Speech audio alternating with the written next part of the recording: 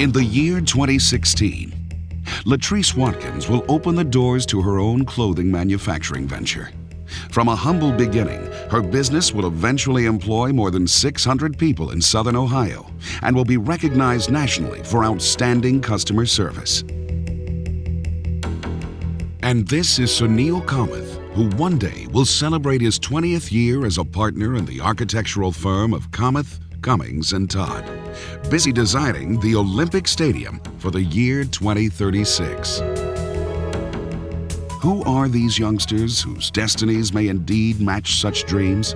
Talented individuals? Could be. Go-getters? Probably. Risk-takers? The intelligent kind. Hard workers? Most certainly. But what they actually have in common for certain, and what may well make the difference in their lives, is a way of thinking. For from an early age, they were all exposed to and participated in a concept known as entrepreneurship.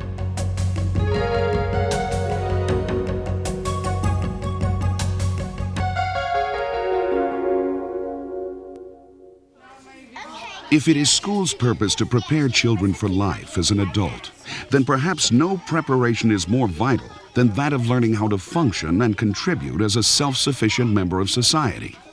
In many society, a self-governing world of entrepreneurship and commerce, every citizen is under 12 years old. And these young business creators and owners, for 45 minutes per day, 3 days a week, are motivated to learn more about math, science, language arts, economics, history, and geography, and actively apply this knowledge to the real-world challenge of starting and operating entrepreneurial business ventures. Mini Society is a program in which students and teachers are equal members of a functioning entrepreneurial society. It has been implemented in over 40 states and was created and designed by Dr. Marilyn Korilski, Vice President at the Kauffman Center for Entrepreneurial Leadership at the Ewing Marion Kauffman Foundation. It's extremely important for young people to believe that they can make things happen, that they really can influence the way their lives are going to go. And through programs such as Mini Society, they get an opportunity to put into practice a lot of their ideas and to invoke their creativity. We learn early in life about scarcity, that there never seems to be enough of the things we want. Computer time with popular programs, library books, games, crayons, or scissors. The citizens in this mini society, Fat City, decided to solve the problem of scarcity by creating a currency of exchange for goods produced and services rendered, so they could, in their words, pay for what you want. The children themselves select the name for their country and then create an official flag and the society's currency. It did not take long before the young entrepreneurs were dealing with and learning from their own real experiences and issues, including pricing, competition, and interacting with customers, employees, and partners.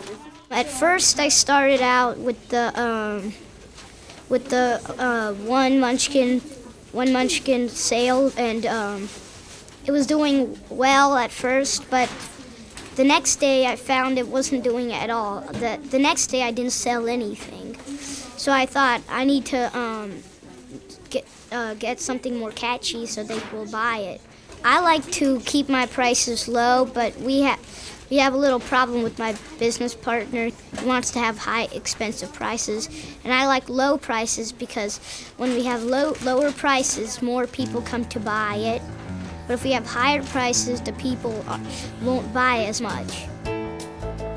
As Mini Society swings into action, demand for goods and services motivates the citizens to begin the exciting and ongoing process of entrepreneurship, of identifying market opportunities in their classrooms, and marshaling the resources to create and operate their own entrepreneurial business ventures. These are stress balls. We came up with it by how much time it took and how much stuff we had to use for it. And so we thought of it and we came up with a price in our Curly Bucks. The young founders take their inspiration for business ideas from just about anywhere as they try to meet the market opportunities they have spotted. The students generate income in their classroom currencies, depending on the market success of their classroom business ventures. In turn, they are free to make their own decisions about spending their income on any of the goods and services created by their classmates, or on improving and expanding their own entrepreneurial ventures. It's a very important distinction for youngsters to have, to be able to distinguish between an idea and an opportunity. Not every good idea is an opportunity. The kinds of programs that we expose them to, they investigate whether this good idea really has a market, and at this time, is it an opportunity? From the vantage point of the child, this is their real world, and yet at the same time, it's preparing them for the dollar world.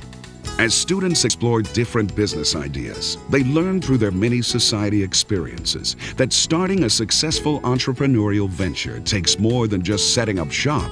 Students must determine if others will buy their products or services, how much they can charge, I did a market survey to find out how they will produce their products and services and at what costs, and if there is enough projected market demand to sustain profitable ventures.